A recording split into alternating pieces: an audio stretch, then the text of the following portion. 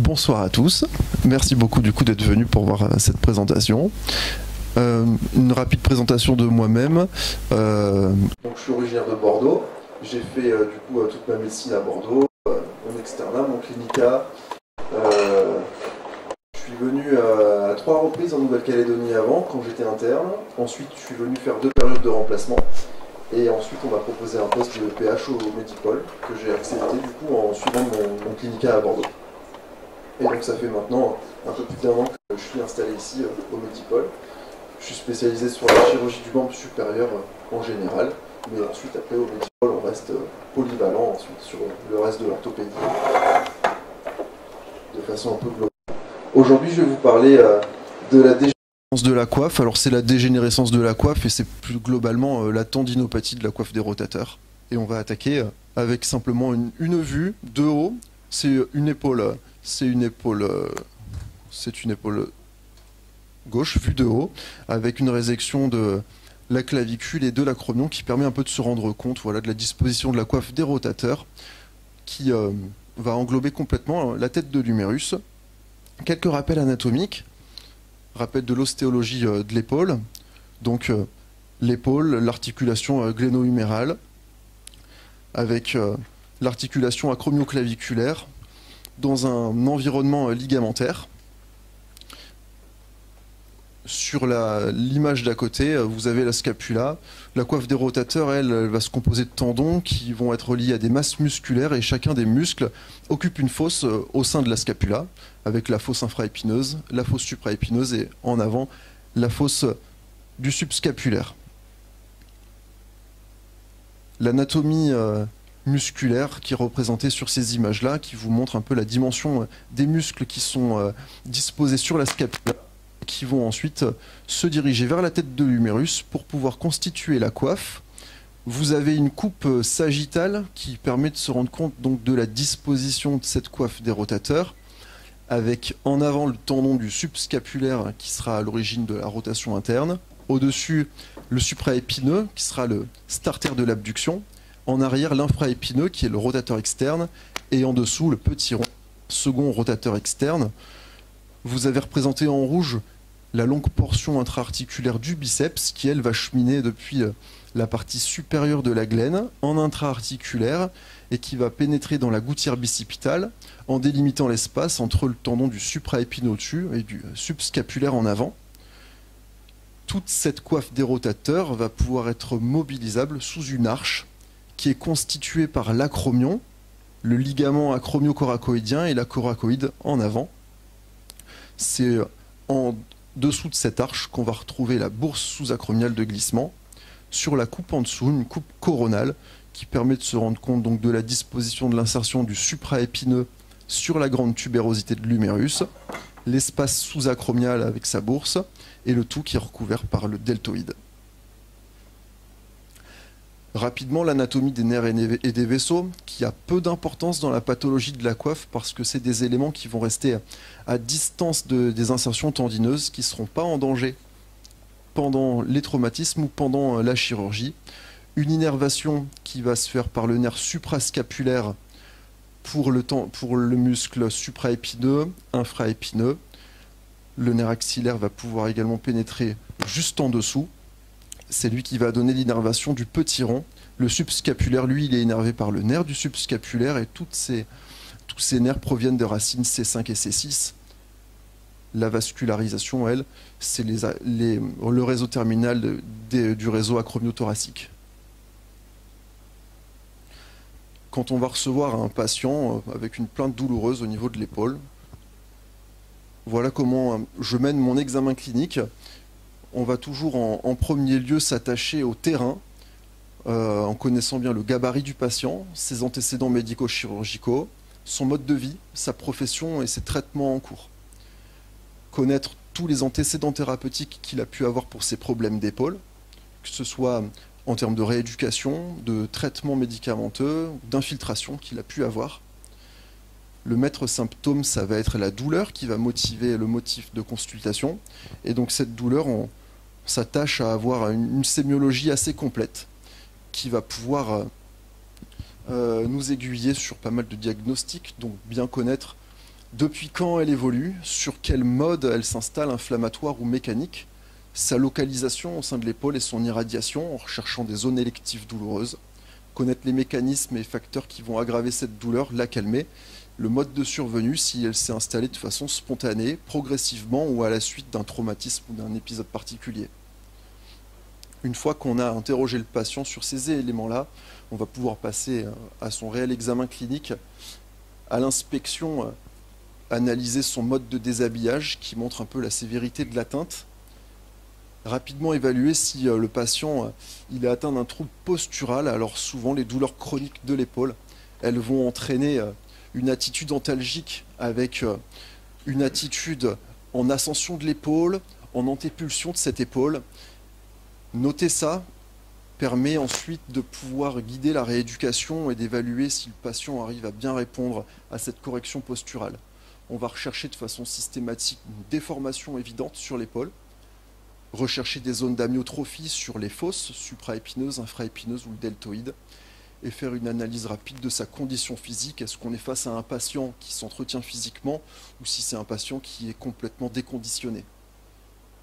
À l'examen passif de l'épaule, d'emblée, en commençant à mobiliser l'épaule, on va rapidement chercher des signes de conflit sous-acromial. Le conflit sous-acromial, il va se chercher par différentes manœuvres dont l'objectif à chaque fois va être de mettre en compression la tête de l'humérus contre l'acromion, peu importe la manœuvre, pour voir si on va déclencher une douleur au sein de cette bourse sous-acromiale. On évalue ses mobilités passives dans chacun des secteurs, rotation interne, externe, abduction, élévation. C'est à ce moment-là qu'on va se rendre compte si le patient est atteint d'une capsulite rétractile, syndrome douloureux régional complexe ou l'algodystrophie. Il aura un blocage immédiat en rotation externe avec une rotation externe qui ne pourra pas, coup de corps, dépasser 0 degré. Une abduction qui sera bloquée aux alentours de 40-50 degrés avec un signe de la sonnette immédiat. Quand on veut le mettre en abduction, on a d'emblée la scapulothoracique qui va se mobiliser alors qu'elle est censée se mobiliser à partir de environ 90 degrés d'abduction gléno-humérale. Au cours de l'examen passif, on va chercher les points électifs douloureux à la palpation de l'épaule. Donc en prenant son temps et en palpant bien une épaule, si la personne n'a pas trop de graisse sur son épaule, on va vraiment pouvoir correctement palper toutes les insertions tendineuses, palper la coulisse bicipitale et à chaque fois à la recherche d'un point électif douloureux sur une insertion. Et on évalue enfin à la palpation son articulation acromio-claviculaire en la mettant en compression ou en mobilisant le quart externe de sa clavicule à la recherche de syndromes douloureux qui peuvent être liés à une arthrose acromio-claviculaire. Enfin, à l'examen passif, on pourra aussi détecter un conflit coraco-huméral. Il est un peu moins connu dans l'épaule. C'est un conflit qu'on provoque en venant faire buter la tête de l'humérus contre la pointe de la coracoïde. Normalement, ça provoque aucune douleur. Il y a certains patients qui peuvent avoir ce conflit, qui lorsqu'on va faire une manœuvre passive en adduction ou un cross-arm test, déclencher une douleur antérieure par le contact entre la tête de l'humérus et la coracoïde. Et enfin, on termine avec l'examen actif, qui va être le vrai testing de la coiffe des rotateurs. Ce testing de coiffe, on va le faire tendon par tendon, des manœuvres contre-résistance, et évaluer à chaque fois est-ce qu'il est tenu ou non tenu, et est-ce qu'il est douloureux ou non. À l'examen actif, on va aussi essayer de chercher des symptômes de slap lésion. La slap lésion, c'est un arrachement au niveau de la glène de l'insertion du biceps qu'on va pouvoir détecter à l'examen clinique en faisant des manœuvres de supination contre résistance qui vont provoquer contraction du biceps brachial et déclencher des douleurs antérieures à l'épaule en cas de slap. Et enfin, on évalue les mobilités actives. C'est les vieux schémas qu'on retrouve dans absolument toutes les revues d'orthopédie, les classiques tests de conflit sous-acromial, la manœuvre de Neer, le Hawkins, le Yokoub. Tous ces tests sont strictement les mêmes, dans le sens où on va simplement à l'examen clinique, sur un patient détendu, avec des manœuvres passives, venir mobiliser la tête de l'humérus sous l'acromion, dans cet espace où il y a la bourse sous-acromiale, et voir si on lui déclenche une douleur. Quelques images du testing de la coiffe des rotateurs. Je n'examine pas mes patients en caleçon, hein. Ça c'est juste une image tirée d'internet. secteur par secteur. La première image, ça vous montre la manœuvre de Job. Dans la manœuvre de Job, le patient va avoir le bras dans le plan de la scapula, qui est le plan du supraépineux. On va lui faire mettre les bras en rotation interne, ou pouce vers le bas, tout simplement pour avoir la certitude qu'on vient bien lui placer la grande tubérosité dans l'axe, pour que le tendon dans son épaule il soit à plat. Et on va venir lui demander de résister à un appui qu'on place au niveau de ses coudes, pour pouvoir évaluer en fait la résistance de son supraépineux. À côté, c'est la manœuvre de patte. Donc là, cette fois-ci, c'est un testing de la rotation externe contre résistance. On peut le faire coude au corps ou on peut le faire là en rotation de type RE2. De même, on va évaluer la force musculaire. Est-ce qu'on déclenche une douleur et est-ce que cette manœuvre est tenue ou non? La troisième manœuvre que vous avez là-bas, c'est la manœuvre de Gerber. Donc Gerber, celle-ci, on vient demander au patient de faire une rotation interne complète. Le fait de faire une rotation interne complète, en fait, ça va permettre de tester son subscapulaire de façon spécifique en annulant complètement la composante de rotation interne de son grand pectoral, pour être sûr qu'on ne teste que ce tendon-là. On demande au patient de placer sa main derrière son dos à plat et on voit s'il arrive à décoller du dos en se tenant bien droit. Ça, ce sont 3 manœuvres de base. Il y a d'autres manœuvres pour pouvoir évaluer les tendons. Des patients, on voit que ce monsieur, il a une condition physique qui est excellente. Son épaule, elle est très souple et on peut facilement faire les manœuvres. Faire une manœuvre de Gerber à quelqu'un qui va avoir une épaule raide, de l'embonpoint, c'est compliqué. Donc pour pouvoir tester son subscapulaire, on a ensuite d'autres types de manœuvres. Il y a le press belly test, il y a le beer hug test. Et pour chacun des tendons, on va toujours avoir d'autres manœuvres supplémentaires pour essayer d'obtenir l'information au final. Est-ce que le tendon fonctionne à l'examen clinique? Au terme de tout cet examen, et sans examen complémentaire, on va déjà pouvoir connaître beaucoup de pistes diagnostiques sur l'épaule du patient. On va pouvoir savoir s'il présente des signes de tendinopathie de coiffe, s'il a une bursite ou un conflit sous-acromial, s'il a une tendinopathie du biceps, un conflit coraco-huméral, le conflit postéro-supérieur, dont je ne vous ai pas parlé, qui sont des douleurs postérieures d'épaule en rotation externe maximale, des signes d'arthrose acromioclaviculaire ou une capsulite rétractile. Aujourd'hui, nous, on va bien s'intéresser à la tendinopathie de la coiffe des rotateurs. Face à ce premier examen, les examens complémentaires de première intention qui vont être le grand bilan de débrouillage de l'épaule et avec lequel on va pouvoir beaucoup travailler sans avoir besoin d'autres types d'examens, ça va être des radiographies standards. Idéalement, des radiographies de face sur, on appelle ça le cliché 3 rotations. C'est un cliché de face en rotation interne, rotation neutre, rotation externe. Ce sera important pour les tendinites calcifiantes parce que ça permet d'identifier la localisation des calcifications. Et une échographie qui va permettre déjà d'avoir une bonne approche de la coiffe du patient. Qu'est-ce que classiquement, nous, en tant que chirurgiens, on va observer sur ces radios, qui peuvent ne pas être très parlantes pour quelqu'un qui n'a pas l'habitude pour l'épaule, mais qui pour nous vont être très précieuses. J'insiste sur ces radios parce que c'est extrêmement fréquent qu'un patient puisse arriver même avec un suivi très long, de la rééducation. Il va même se présenter à la consultation, il a déjà eu 2 IRM, mais on n'a pas de radiographie. Ces radiographies, nous, elles vont être très précieuses pour analyser pas mal de secteurs au niveau de l'épaule. On va pouvoir d'emblée se rendre compte si le patient déjà, juste il présente une omarthrose, chose qu'on n'aura même pas sur son IRM. Donc voilà, les signes classiques d'omarthrose.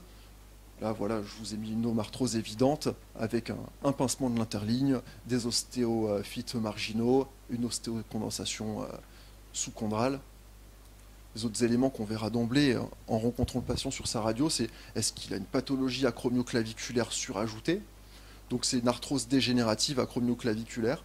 À côté, ça c'est une arthrose post-traumatique sur quelqu'un qui a eu il y a longtemps un antécédent de luxation acromioclaviculaire. On va s'attacher à connaître, là j'ai mis le type d'acromion, c'est un peu faux, dans le sens où il y a un peu un dogme sur d'anciennes notions par rapport à la pathologie de la coiffe et du conflit sous-acromial sur des types d'acromion, acromion type 1, type 2, type 3, avec des gens qui ont des acromions plats.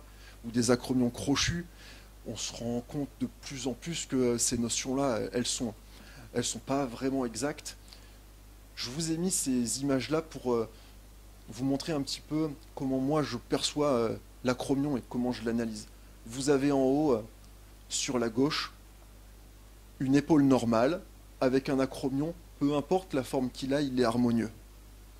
Sur les épaules du bas, vous voyez que au niveau de la partie inférieure de l'acromion et directement en direction de la coracoïde, vous avez un énorme bec osseux. Un énorme bec osseux pointu. C'est qu'avec le temps, avec le vieillissement, avec la dégénérescence de l'épaule, progressivement, le ligament acromio-coracoïdien va commencer à s'ossifier avec l'âge. Et c'est sur la partie antérieure et antérolatérale de l'acromion que se fait cette calcification. C'est pas un acromion crochu, c'est pas un acromion agressif de type 3 des classifications qu'on peut voir. C'est simplement que on va avoir une ossification de ce ligament avec l'âge qui va faire que cette arche constituée par l'acromion et la coracoïde et qui est censée être souple au-dessus, constituée par le ligament acromio-coracoïdien, avec le temps, elle va devenir osseuse. Et elle va être à l'origine d'un conflit avec un frottement extrêmement agressif, surtout sur la partie antérieure du supraépineux. Sur la radio d'à côté, c'est exactement la même chose.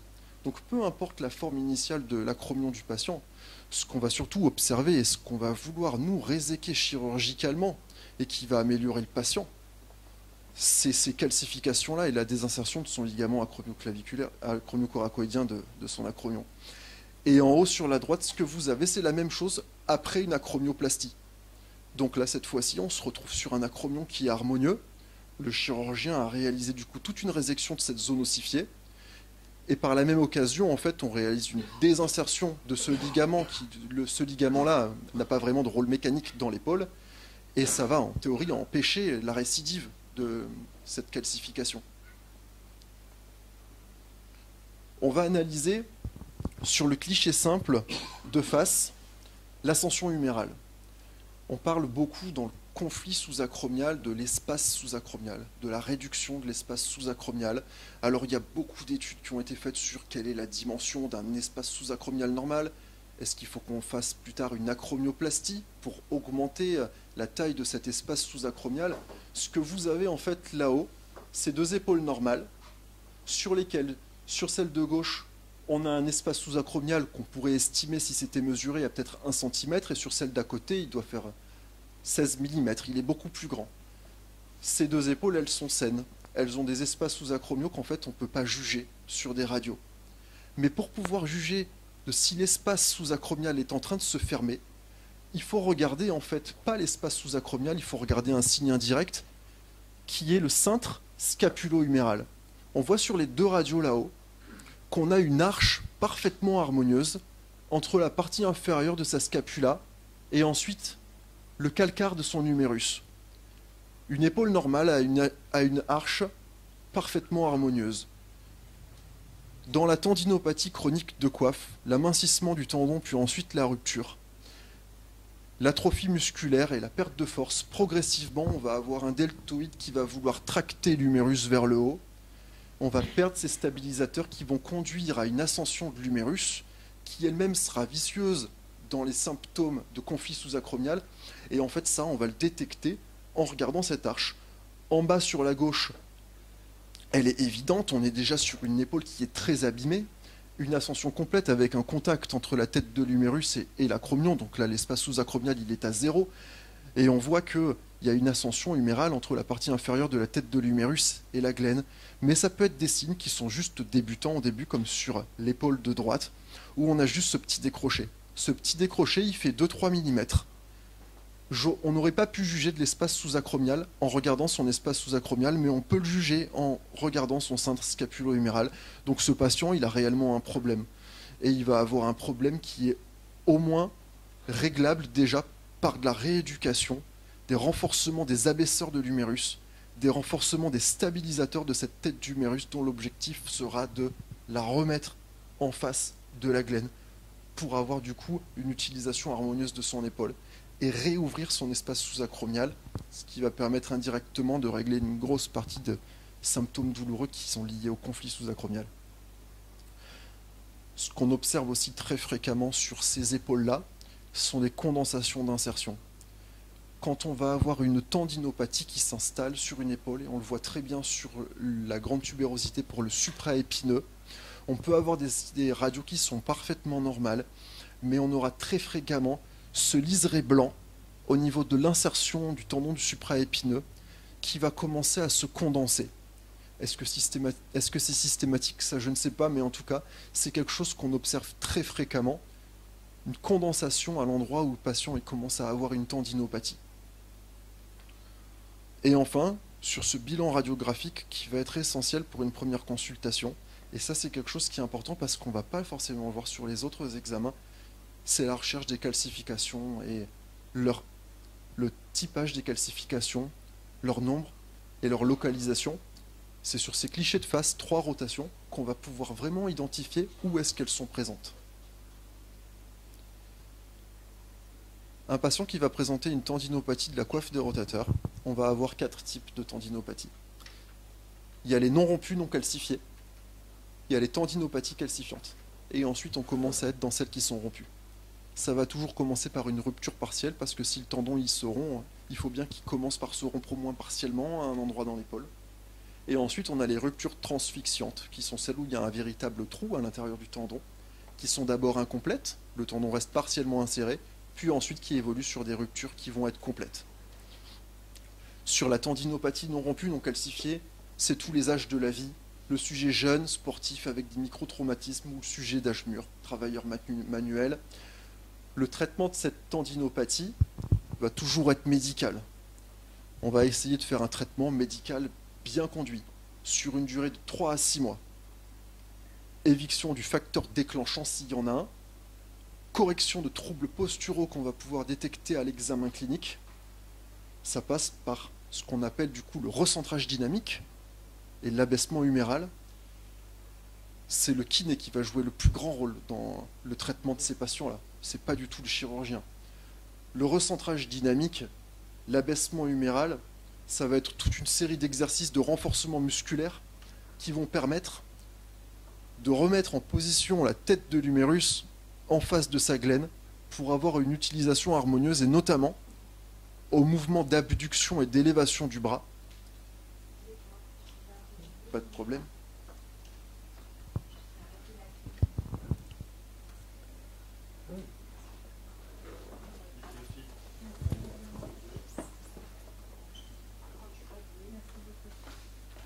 Le recentrage dynamique, l'abaissement huméral, c'est tout un type d'exercice de rééducation qui vont viser en fait à renforcer les muscles abaisseurs, à renforcer la partie inférieure du grand pectoral, du grand dorsal. Recentrage dynamique, on renforce pour abaisser la tête de l'humérus, pour obtenir à nouveau un centrage correct qui va permettre au patient, qui va surtout lui se plaindre d'un syndrome de conflit sous-acromial, de pouvoir à nouveau réaliser des mouvements d'abduction et d'élévation sans avoir un frottement initial de la tête de son humérus sous son arche et plutôt de restabiliser son épaule pour pouvoir à nouveau faire un mouvement d'élévation du bras sans avoir ce conflit.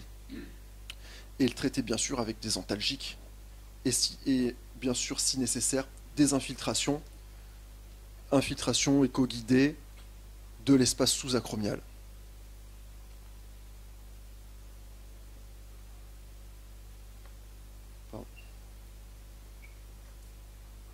Au terme de ce traitement médical bien conduit, il y a des gens qui vont être en échec, qui vont conserver toujours cette tendinopathie qui ne veut pas passer, qui vont conserver ce conflit. Ces patients-là, on va prescrire un examen complémentaire supplémentaire avant de passer à la case chirurgicale. Il n'y a pas de gold standard. Ce sera soit une IRM, soit un arthro-TDM. Sur l'IRM, on va pouvoir objectiver les signes de bursite sous-acromiale. On va pouvoir évaluer la qualité dentineuse, s'assurer qu'on ne soit pas passé à côté d'une rupture, idem pour l'arthro-TDM. Les gestes ensuite chirurgicaux qui vont être adaptés à ce type de patients qui ont des tendinopathies chroniques, résistantes, non rompues, non calcifiantes, ce sera principalement centré sur tous les symptômes de conflit sous-acromial. ça va passer quasi systématiquement par une bursectomie. On va retirer chirurgicalement en fait cette bourse inflammatoire. Ça passera par une acromioplastie. Si jamais son acromion il est irrégulier, si jamais on avait des signes sur les radios de début de calcification, mais l'acromioplastie elle n'est pas forcément systématique. Elle l'est quasiment tout le temps, mais c'est pas non plus un dogme de faire une acromioplastie à un patient qui a un conflit sous-acromial. Ça peut être un shaving acromioclaviculaire parce que parfois, toutes ces irrégularités ou ces tissus très inflammatoires avec un granulome inflammatoire qu'on va pouvoir observer pendant l'arthroscopie, ils peuvent être non pas situés directement sous l'acromion, mais un tout petit peu plus médialement, plutôt sous l'articulation acromioclaviculaire ou sur des débuts d'arthrose acromioclaviculaire avec un ostéophyte inférieur. Et là, on va simplement remettre à plat la partie inférieure de l'articulation. Ça peut être des patients qui ont un conflit en fait coraco-huméral.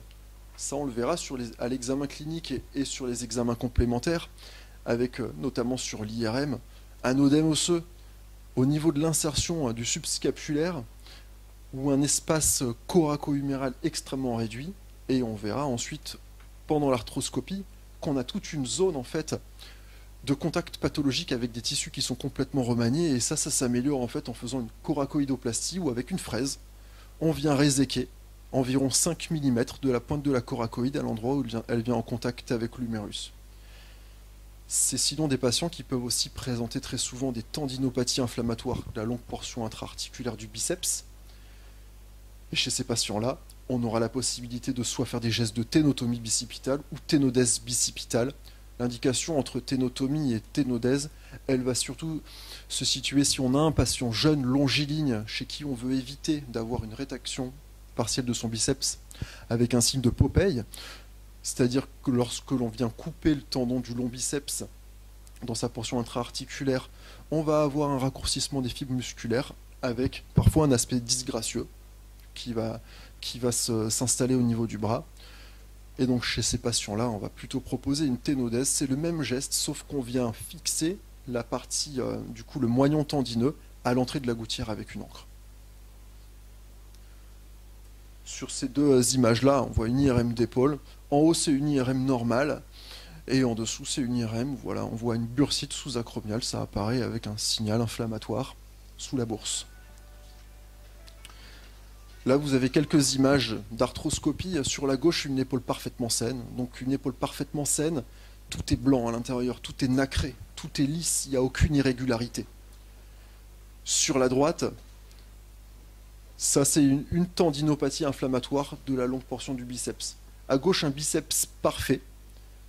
À droite, un biceps complètement inflammatoire. Donc l'inflammation chronique, ça aboutit à une vasodilatation qui siège sur le péritendon, des franges synoviales inflammatoires. Donc ça, c'est des biceps qui sont douloureux. Et ce type de biceps-là, son traitement, la douleur principalement, elle réside dans le fait que le biceps, au moment de son entrée dans la gouttière, il prend un virage à 90 degrés et à la mobilisation de l'épaule, on va toujours du coup avoir un frottement sur un tissu inflammatoire. On va régler ce souci-là en faisant la ténotomie qui va du coup annuler le fait que le long biceps coulisse dans cette gouttière. Les tendinopathies calcifiantes, elles se détectent sur le couple radiographie-échographie. La plupart du temps, on va voir les patients qui arrivent en consultation pour ce motif de douleur d'épaule. Et la plupart du temps, c'est au moment de la résorption spontanée d'une calcification qu'on va avoir une grande crise douloureuse, on l'appelle la crise résolutive. Donc nous, on va recevoir un patient en consultation avec des douleurs insoutenables depuis quelques jours au sein de son épaule.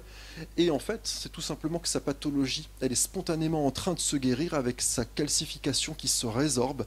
Et c'est des patients chez qui, pareil, on va uniquement se limiter au traitement médical avec des anti-inflammatoires, une infiltration dans l'espace sous-acromial et un recentrage toujours dans l'optique de libérer cet espace sous-acromial et de rabaisser la tête de son humérus.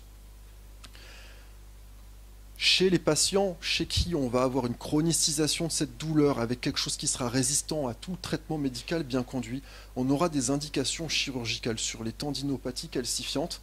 Je vous ai mis ces images juste pour vous montrer parce que on ne le sait pas forcément, mais en fait une calcification dans la coiffe des rotateurs, c'est pas du tout comme une ossification.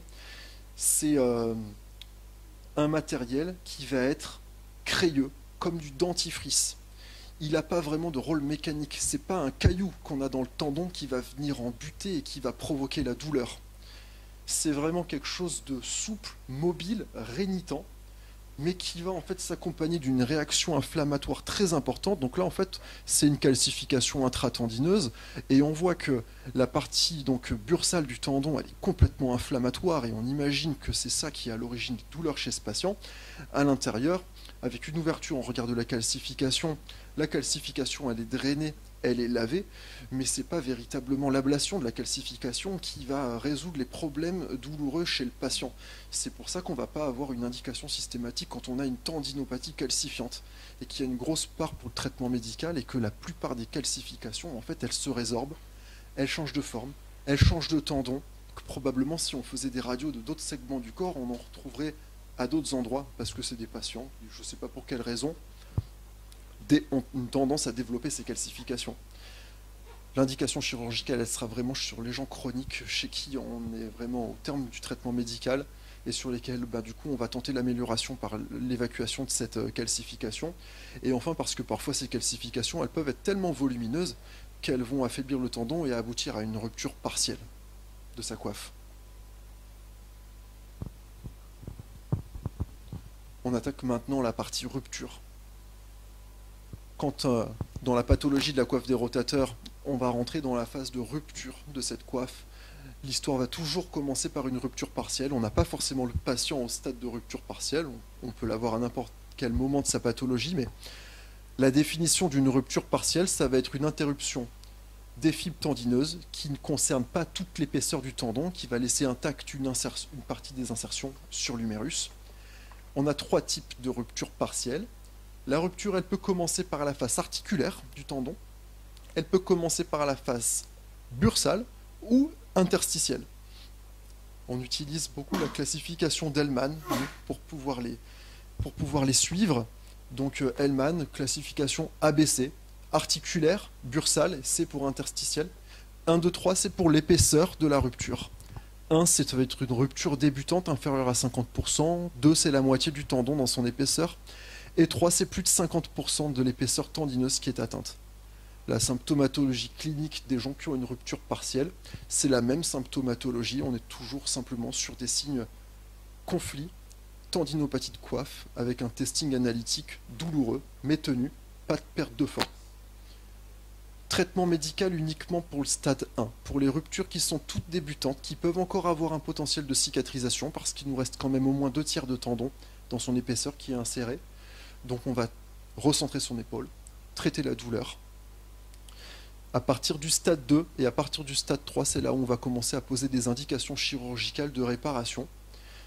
Le but de la réparation, la plupart du temps, va consister en fait en compléter la lésion pour pouvoir la réinsérer correctement sur l'humérus, ou pour les formes qui sont uniquement les formes bursales, le tendon du supraépineux notamment. Très fréquemment, il est plutôt divisé en 2 lames tendineuses qui sont superposées l'une à l'autre. Et on peut, sur les ruptures partielles du versant bursal, comme on fait une réparation, on travaille dans l'espace sous-acromial et pas dans l'espace intra-articulaire, pouvoir faire une réparation du faisceau superficiel sans avoir à sacrifier pendant l'intervention les fibres qui sont encore adhérentes sur la partie articulaire. Je vous ai mis quelques images de rupture partielle. Vous avez en haut à gauche une rupture, du coup elle est à 50% sur le tendon du supraépineux. Typiquement ça c'est une rupture où très probablement chirurgicalement on pourrait trouver un plan de dissection interstitielle dans le tendon et qui permettrait de ramener uniquement le faisceau superficiel sur l'humérus sans avoir à toucher aux fibres qui sont sur la face articulaire qui n'ont rien demandé. En bas, c'est la même chose, sauf que là, on est sur une rupture qui est presque transfixiante, ça tient encore par quelques fibres. Là-bas, sur la droite, une rupture, mais sur le versant articulaire, 50% sur le versant articulaire. Et la deuxième en bas à droite, c'est la même que la première. Au centre, je vous ai mis un arthroscanner. C'est pour vous montrer que la différence entre l'IRM et l'arthroscanner sur ce type de pathologie, c'est que vous ne verrez jamais une rupture de la face bursale sur un arthroscanner. parce que comme elle n'est pas transfixiante, on n'aura pas de produit de contraste dans l'espace sous-acromial et on ne pourra pas la détecter, sauf si on a un arthroscanner puissant avec une très bonne résolution qui permet de voir la structure du tendon, mais la plupart du temps, c'est pas le cas. En tout cas, ici, c'est difficile de pouvoir analyser la composition du tendon sur un scanner, on la voit quasiment pas. Donc, préférentiellement, pour diagnostiquer ce type de lésions qui vont être débutantes, je trouve qu'il y a un réel intérêt à proposer plutôt des IRM, même si elles ont aussi leurs inconvénients. L'évolution de la rupture partielle, inéluctablement, sauf pour les rares qui vont cicatriser, qui sont à peine débutantes et prises en charge médicalement à temps, elles vont évoluer vers une rupture transfixiante. La rupture transfixiante, ça peut toucher les 3 tendons de la coiffe. Ça va être du coup une perte de continuité complète entre le tendon et l'humérus sur seulement une portion du tendon. Il reste quand même inséré sur l'humérus, sur la zone qui n'est pas rompue. On va observer cliniquement, c'est théorique, hein, une perte de la force musculaire dans le secteur incriminé par ce tendon quand on arrive à 50% de tendon qui est désinséré de l'humérus. C'est à ce stade-là, cette rupture transfixiante, qu'on va commencer à voir s'installer dans l'épaule l'atrophie musculaire, la dégénérescence graisseuse musculaire, et ces 2 éléments qui vont être très importants plus tard dans la coiffe pour savoir si elle sera réparable ou non réparable. Un point du coup sur ces 2 éléments. La dégénérescence graisseuse, lorsque l'on va diminuer le nombre d'insertions tendineuses sur l'os, on va diminuer du coup le nombre de fibres musculaires qui sont recrutées pour pouvoir réaliser la contraction, et un muscle qui ne se contracte pas, peu importe la pathologie, il va y avoir 2 phénomènes qui sont un peu mélangés, mais c'est pour ça que je vous les ai séparés à l'épaule. Il y a l'atrophie par la sous-utilisation et il y a la dégénérescence graisseuse. Donc d'un côté l'atrophie, c'est une perte du volume musculaire, et la dégénérescence graisseuse, c'est la perte des cellules musculaires qui sont remplacées par du tissu adipeux. On a 2 classifications. Gouttalier et Fitch, c'est exactement la même chose. Gouttalier, il l'a décrit sur le scanner. Fitch, il l'a décrit sur l'IRM. Les 2 sont en 5 stades. C'est simple pour nous à retenir. Pas de graisse, trace de graisse. Il y a encore plus de muscle que de graisse. Autant de graisse que de muscle. Et enfin, plus de graisse que de muscle. Globalement, on va commencer à rentrer dans les contre-indications à une réparation de coiffe quand on va dépasser le stade 2 de la dégénérescence graisseuse. L'atrophie musculaire, c'est juste pour vous montrer la différence. Nous, on l'observe facilement sur la coupe en Y, sur n'importe quel examen, que ce soit l'IRM ou sur le scanner. Un supraépineux, par exemple, qui est bien trophique, va largement dépasser. On fait un rond en fait au niveau de la partie supérieure du Y et on voit toute la masse musculaire qu'on a en plus. Et enfin, il y a le signe de la tangente qui a été décrit. On trace une tangente en fait entre l'épine et en avant la coracoïde, et un tendon qui va dépasser ce signe de la tangente sera une contre-indication à une réinsertion chirurgicale parce qu'on n'aura plus assez de fibres musculaires pour pouvoir faire fonctionner en tant que moteur. L'évolution de cette rupture transfixiante, progressivement, évoluera inéluctablement vers une rupture complète. La rupture complète, c'est l'interruption totale des fibres tendineuses de l'humérus. On aura donc une perte de force complète dans le secteur de ce muscle-là. Cliniquement, ça peut s'associer à une diminution de la douleur parce que dès lors qu'on n'aura plus le tendon en souffrance qui sera en train de tracter sur la tête de l'humérus, on va déjà supprimer une partie de la composante douloureuse.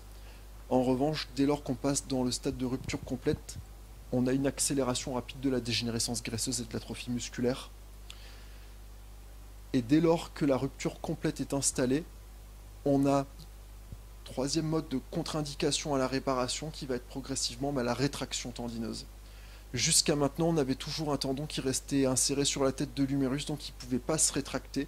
Mais dès lors que la rupture elle est complète, il va y avoir un processus de rétraction du tendon. Et cette rétraction du tendon, au-delà d'un certain stade, on sait que ce sera inutile d'essayer de tenter une réinsertion. Une fois que le tendon est complètement rétracté, On a aussi une aggravation complète de la mécanique articulaire. Au début, on voyait qu'on avait un début d'ascension humérale avec une rupture du cintre. Dès lors qu'on n'a plus de supraépineux, qu'on va commencer à perdre l'infraépineux, on va avoir une large ascension de la tête de l'humérus. Et donc là, un décentrage vraiment très important entre la tête de l'humérus et la glène. Et donc là, dans la mécanique articulaire, on va se diriger vers l'omarthrose. Parce que à chaque mobilisation de l'épaule du patient, au lieu d'avoir deux surfaces articulaires qui vont pouvoir glisser l'une sur l'autre en répartissant les contraintes sur une grande surface, on va avoir une contrainte qui sera uniquement localisée sur des très petites surfaces de l'épaule, parce que l'épaule sera complètement décentrée. La classification basique de la rétraction tendineuse: stade 1, rupture sans rétraction; stade 2, rétraction à hauteur de la tête de l'humérus; et au stade 3, on a une rétraction à la glène. Le stade 3 n'est jamais réinsérable, pour plusieurs raisons. La première, c'est que la difficulté chirurgicale pour obtenir en fait une traction entre le tendon rétracté jusqu'à son footprint sur la tête de l'humérus nécessite un décollement qui va au moins augmenter de 3 à 4 cm la course du muscle. Ce muscle, il est relié à son innervation. Et quand on va tracter ce muscle sur 3 à 4 cm, en fait, on va déchirer la plaque motrice entre le nerf et les fibres musculaires. Donc quand bien même on arriverait à le remettre en place, on vient de déchirer toute son innervation, donc c'est un muscle qui de toute façon ne pourra pas fonctionner. Et sinon, ça va être des réinsertions qui vont être réalisées au prix d'une très forte tension sur les sutures qui vont aboutir à des ruptures. Donc au stade 3, il n'y a plus d'indication. Et au stade 2, c'est encore réalisable. Pour parler du dérèglement de cette mécanique articulaire, ça, ce que vous avez sous les yeux, c'est la classification de Hamada et Fukuda. La classification d'Hamada et Fukuda, c'est une classification qui permet de montrer un petit peu la séquence temporelle de l'atteinte osseuse dans les suites d'une rupture de coiffe complète. Ça va être en fait tous les dégâts qui vont avec le temps être occasionnés sur l'articulation gléno-humérale à cause de l'ascension de la tête de l'humérus. Au début, on aura une simple rupture du cintre. Progressivement, on va avoir un contact entre la tête de l'humérus et l'acromion. L'apparition d'une acétabilisation de cet acromion, il va commencer à devenir rond, il prend la forme de la tête de l'humérus. Ensuite, on arrive au stade de véritable arthrose gléno-humérale. Et enfin, dans le cas ultime, on a carrément une perte de sphéricité de la tête de l'humérus. Donc ça, c'est l'évolution progressive d'une tête décentrée. Pour parler un peu de l'évolution ensuite naturelle de cette coiffe, on a deux grands modes évolutifs. La rupture survient quasiment tout le temps sur la partie antérieure du supraépineux. La maladie, elle commence à ce moment-là. Et on va avoir deux types de progression, et sur ces deux types de progression, en fait, on va avoir tout le panel de l'examen clinique avec tous les signes cliniques qui vont commencer à s'activer. Il y a des gens, le plus classiquement, qui vont commencer à faire une rupture antérieure de leur supraépineux, et puis progressivement, avec le tendon se désinsère jusqu'à ce qu'on ait une rupture complète du supraépineux, et puis ensuite il est en continuité avec l'infraépineux au niveau de la coiffe. Et on va commencer à avoir du coup une désinsertion de l'infraépineux, qui vont du coup conduire à la manœuvre de Job positive, le PAT positif, ensuite le Job n'est plus tenu, le PAT n'est plus tenu, et enfin dans les cas ultimes à la fin, on aboutit jusqu'à la désinsertion du petit rond, et là on a une perte complète de tous les rotateurs externes de l'épaule, avec le dernier signe qui est le signe du clairon. Le signe du clairon, c'est le signe où le patient n'a plus aucune possibilité de rotation externe, et lorsqu'il veut amener la main à la bouche, il est obligé de faire une abduction et une élévation pour amener la main parce qu'il n'a plus de rotateur. Et à l'inverse, c'est les gens qui vont faire une évolution plutôt sur la partie antérieure de leur épaule, donc eux ils vont perdre leur supraépineux, et ensuite ça va passer au subscapulaire. Eux ils vont avoir une très forte décentration antérieure de la tête de l'humérus, ils vont perdre l'abduction, ils vont perdre la possibilité de faire une rotation interne dans le dos, mais très généralement, supraépineux plus subscapulaire, ça aboutit à l'état d'épaule pseudo-paralytique, avec un patient qui n'aura quasiment plus aucune possibilité de pouvoir réaliser une abduction et porter sa main dans l'espace. Juste un petit peu de temporalité, parce que cette diapositive, tout ça c'est tiré en fait des symposiums de la Société francophone d'arthroscopie. Ils ont réalisé cette étude prospective pour connaître un petit peu le délai, pour savoir quand agir. À partir de quel moment, entre le début des symptômes, on va pouvoir aller jusqu'à ce qu'on soit à une dégénérescence graisseuse de stade 2 ou un signe de la tangente, qui vont être des contre-indications à la réparation des ruptures complètes. C'est en mois. Donc sur le supraépineux, l'infraépineux, on est aux alentours de 56 mois. Donc entre le début des symptômes et le moment où finalement on ne pourra plus réparer ces tendons, il va se passer grosso modo 4-5 ans. C'est plus rapide pour le subscapulaire.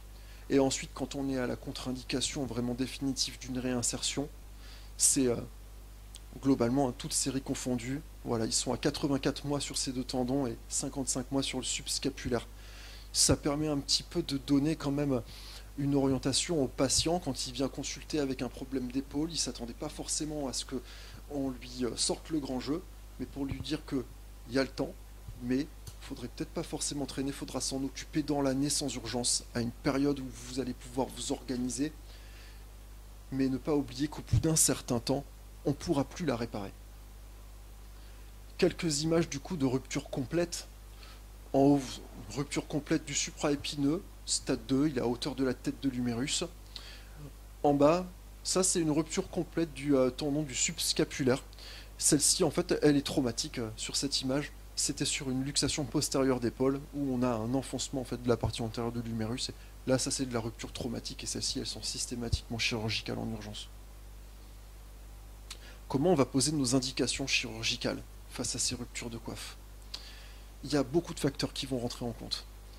Il y a les facteurs qui vont être liés au patient, connaître toutes ses comorbidités, son mode de vie et sa motivation. Parce que dès lors qu'on va se lancer dans un traitement de réparation de sa coiffe des rotateurs, on sait qu'on va mettre le patient dans un circuit de rééducation, de douleur qui va être extrêmement chronophage, qui va lui demander beaucoup de temps.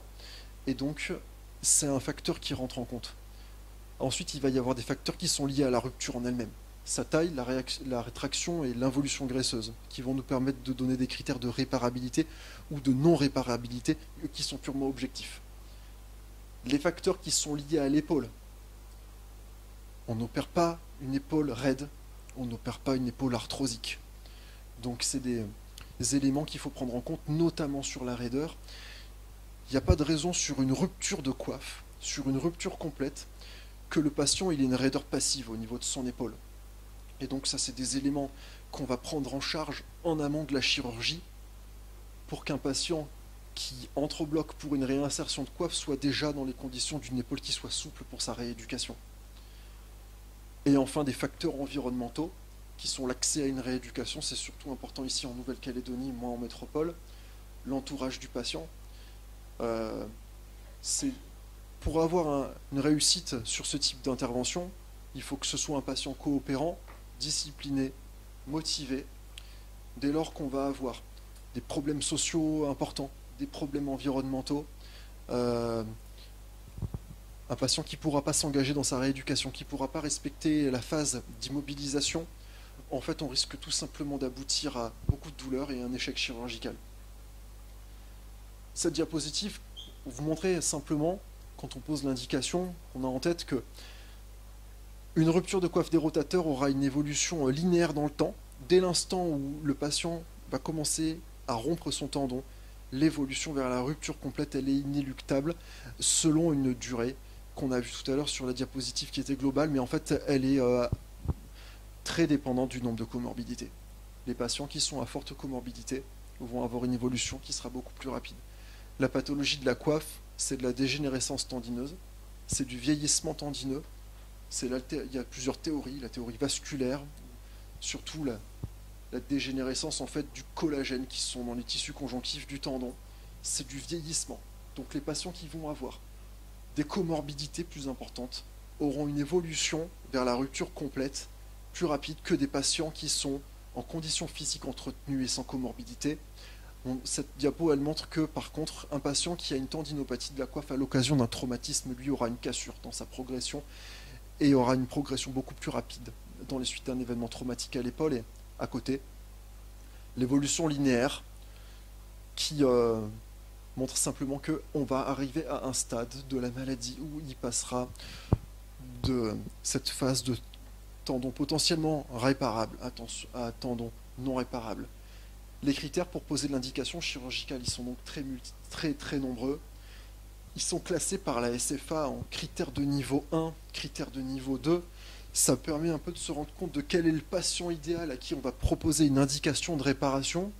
Ça va être le patient actif, douloureux, qui a une perte de force, une mobilité passive normale de son épaule, rupture traumatique, mais là on va être plutôt dans le cas des ruptures non traumatiques, un espace sous-acromial qui est encore libre, une petite rupture, pas d'infiltration graisseuse, un patient jeune, sans comorbidité, des mobilités actives encore préservées, une durée d'évolution de moins de 3 ans, un contexte qui ne soit pas un accident de travail et un patient motivé.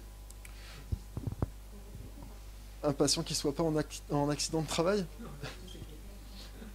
Oui, ça existe. Bah oui, bien sûr, ça existe. Toi, par exemple, dans quelques années, tu t'entretiens bien, tu vas commencer à avoir une tendinopathie de la coiffe pour une raison X ou Y.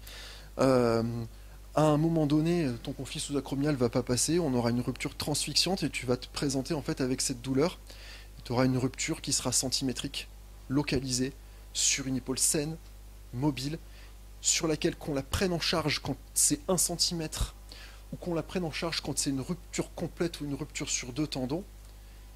Comme c'est une évolution qui est inéluctable, autant s'en occuper quand la rupture est encore sur une taille centimétrique. Parce qu'on n'aura pas de rétraction, la chirurgie elle sera plus rapide, moins invasive, beaucoup plus facile. On aura besoin de mettre simplement 1 ou 2 encres avec des points sur lesquels on n'aura pas de tension. Alors que dès qu'on est sur une rupture complète, pendant toute la phase de cicatrisation, ça ne tiendra que sur les sutures et pas sur les insertions des fibres résiduelles. Donc le taux d'échec est beaucoup plus important sur une rupture complète que sur une rupture débutante ou sur 50% du tendon. Donc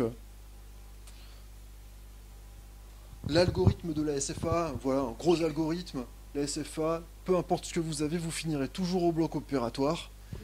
Bien évidemment que c'est pas comme ça que ça se passe. Dans le mode de raisonnement de la SFA, on a un patient qui a une rupture de sa coiffe. Comment on réfléchit? Est-ce qu'elle est réparable ou est-ce qu'elle n'est pas réparable? Uniquement sur les critères d'imagerie. Et ensuite, une fois qu'on sait si elle est réparable ou pas réparable, on regarde le patient.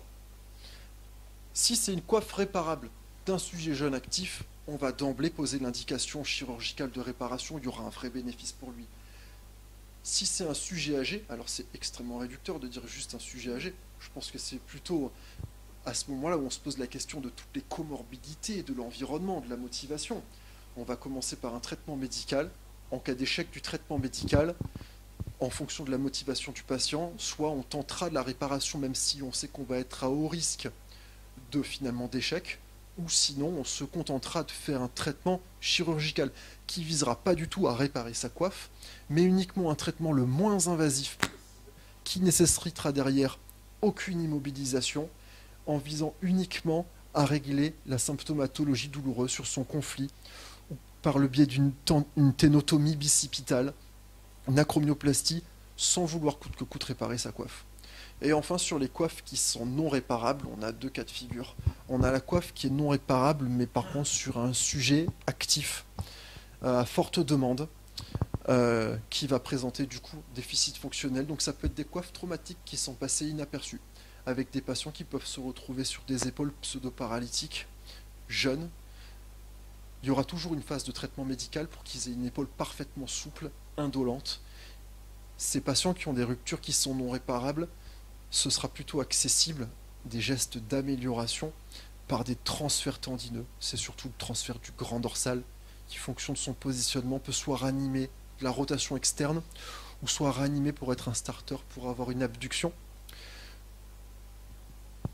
Chez les patients qui ont une coiffe non réparable, donc douloureux, traitement médical, et en cas d'échec, tout va dépendre en fait des comorbidités, du type de patient, des dégâts qui sont déjà périphériques au sein de l'épaule, est-ce qu'on a une arthrose qui est installée, et donc là on va se diriger soit vers des traitements prothèse totale inversée de l'épaule, qui va permettre de restaurer en grande partie l'indolence, l'abduction, peu sur la rotation externe, mais qui va rendre une épaule fonctionnelle et supprimer toutes les douleurs qui peuvent être liées au conflit sous-acromial ou à la tendinopathie de coiffe.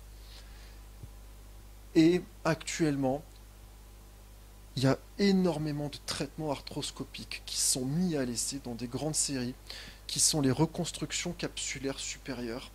C'est un petit peu la nouvelle mode. Il y a eu déjà beaucoup de choses qui ont été faites avec des patchs biologiques, des ballonnets, beaucoup de systèmes qui finalement en fait n'ont pas montré leur efficacité, qui sont quasiment abandonnés. Actuellement, c'est la reconstruction capsulaire supérieure. C'est un dispositif qui va être suturé en fait entre soit l'extrémité, les résidus en fait de capsule articulaire ou la partie supérieure de la glène jusque sur la grande tubérosité de l'humérus, en imaginant qu'on va laisser en interface quelque chose qui va permettre de supprimer le contact entre la tête de l'humérus et l'acromion. Toutes ces pratiques-là, à Bordeaux au CHU, j'en ai jamais vu une de pratiquée. Elles sont pas faites. Et même quand je demande maintenant à mes collègues, parce que de plus en plus dans les séries scientifiques, on voit qu'elles sont utilisées, c'est absolument pas à l'ordre de jour, même au CHU de Bordeaux. Ça, c'est des choses que moi, j'en ai pas d'expérience et je pratique pas du tout. Le traitement de la rupture de coiffe, le symposium actuel, le dernier de la Sofcote, dit que l'on aura actuellement une vraie supériorité à proposer toutes ces réparations sous arthroscopie. Malheureusement, je suis trop jeune pour pouvoir juger des deux, parce que je suis même pas arrivé dans une époque où j'ai vu de ma vie une réparation à ciel ouvert de coiffe des rotateurs. Je n'ai toujours connu que la réinsertion arthroscopique de la coiffe des rotateurs. Sauf en contexte traumatique, notamment sur les arrachements du subscapulaire qui vont être bien accessibles par une voie d'abord deltopectorale. Mais l'arthroscopie va montrer sa supériorité en fait dans l'exploration complète de l'épaule, qu'à ciel ouvert on n'aura pas accès à autant d'éléments. Les autres intérêts de l'arthroscopie, c'est qu'elle se veut moins invasive dans le sens où les incisions vont être plus petites, mais ça j'en suis pas convaincu. Je pense pas que ce soit la dimension des incisions qui font ou non l'invasivité de la chirurgie. Il n'y a pas de gold standard, il n'y a pas de règle sur quel type de montage ou quel type de dispositif on doit utiliser pour réparer une coiffe des rotateurs. Il y a des avantages et des inconvénients sur toutes les techniques. Là, l'immense majorité des techniques vont toujours passer par la mise en place d'encre intra-osseuse, qu'elle soit en métallique, pas métallique, résorbable ou pas résorbable, vissée, impactée. Tous les laboratoires fabriquent leurs encres, elles ont tous leurs avantages et leurs inconvénients. L'important, c'est d'avoir une encre fiable, sur laquelle on a l'impression d'avoir une bonne tenue osseuse, qui a montré par le passé qu'elle ne va pas induire de réaction pathologique au sein de l'os chez le patient, qu'elle soit inerte. Les réparations sur encre sont souvent décrites en réparation par une rangée d'encre ou deux rangées d'encre.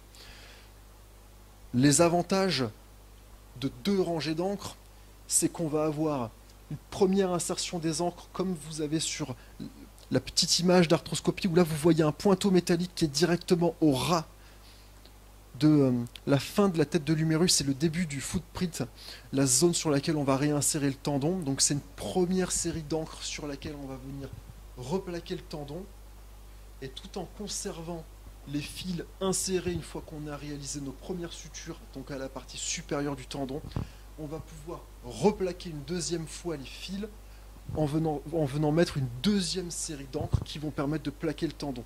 C'est très solide, c'est la supériorité de cette réparation, mais en revanche, elle est ischémiante pour le tendon. Plus on va avoir de points en U, plus on va avoir de matelassage, plus on va avoir de compression sur le tendon.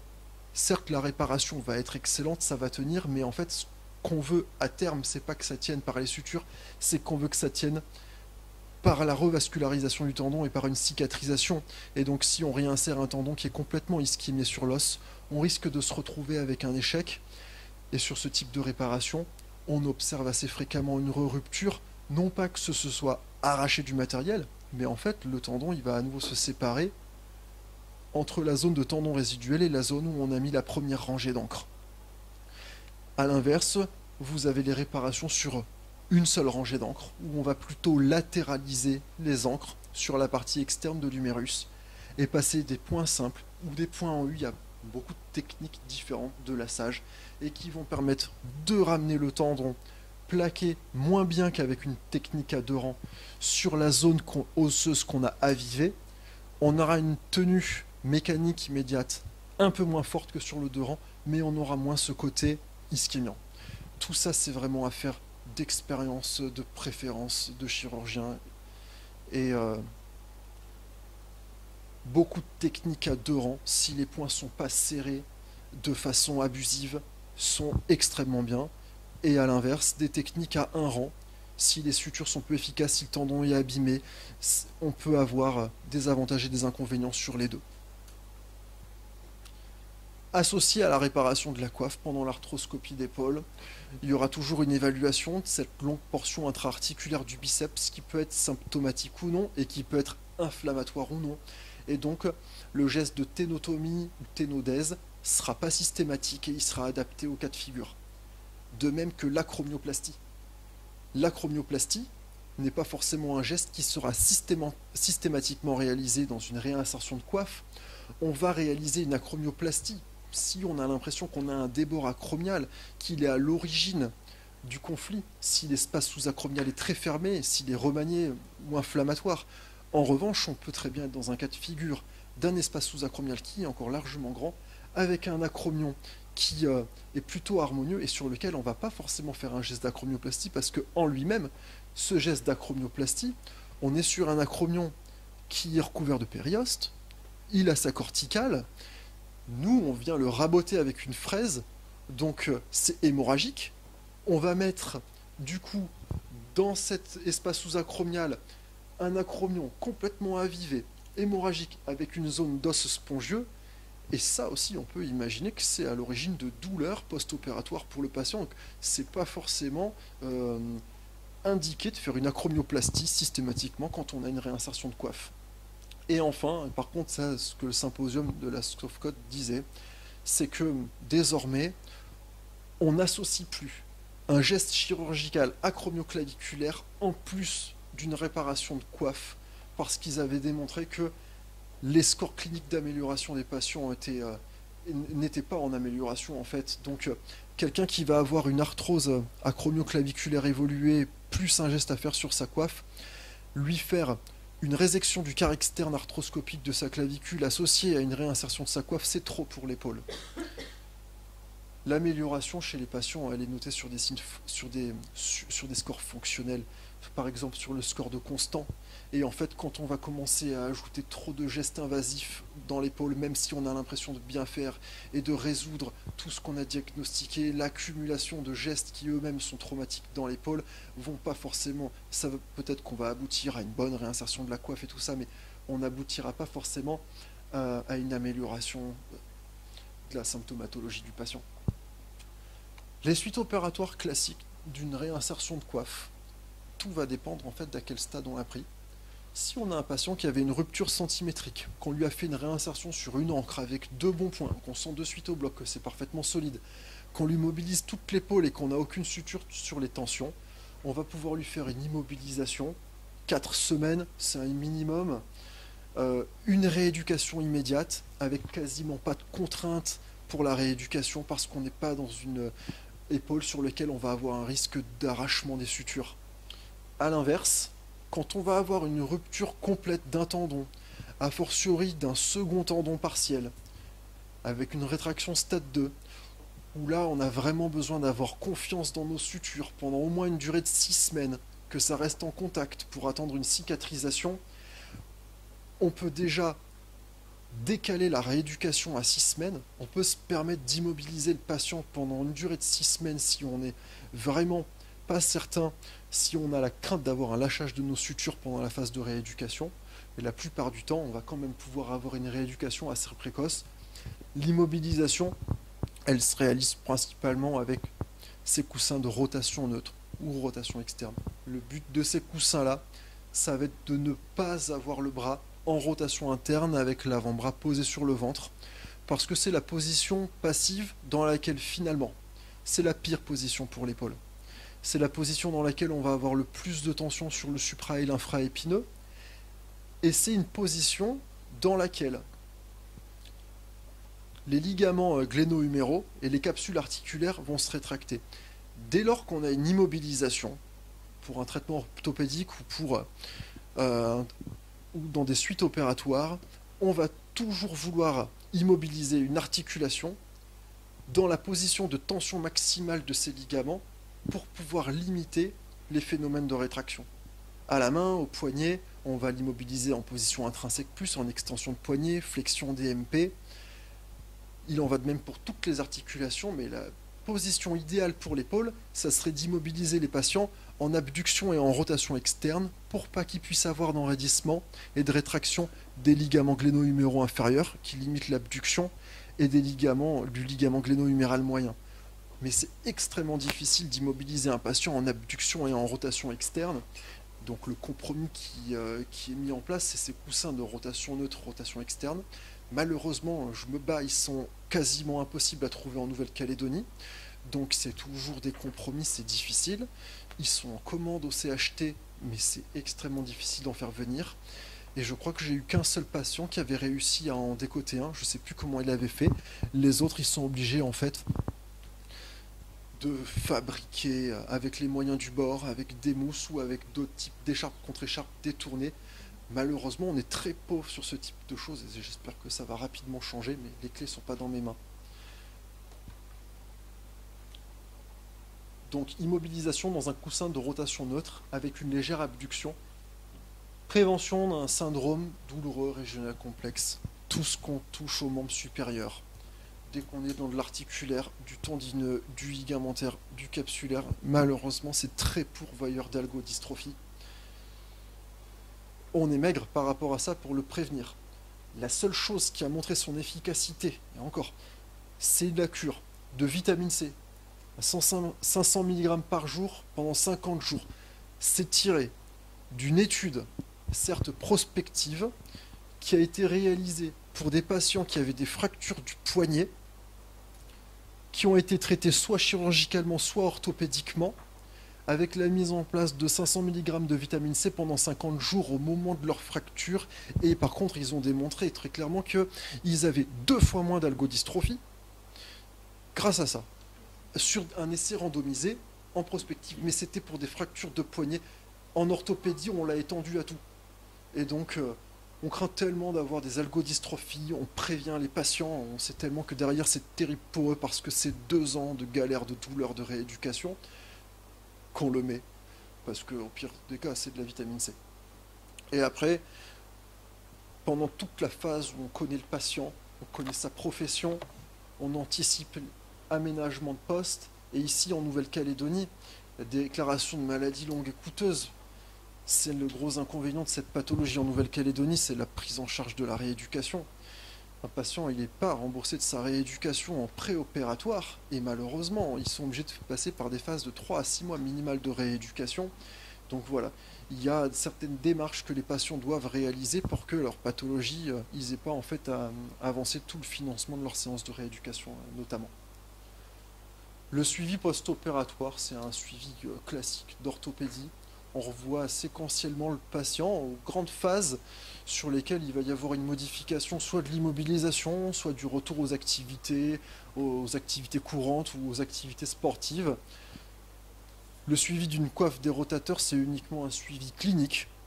C'est à l'examen clinique qu'on va suivre l'évolution du patient et qu'on va détecter éventuellement les complications, les signes de récidive qui motiveront des examens complémentaires à la demande, mais qui ne sont pas en systématique.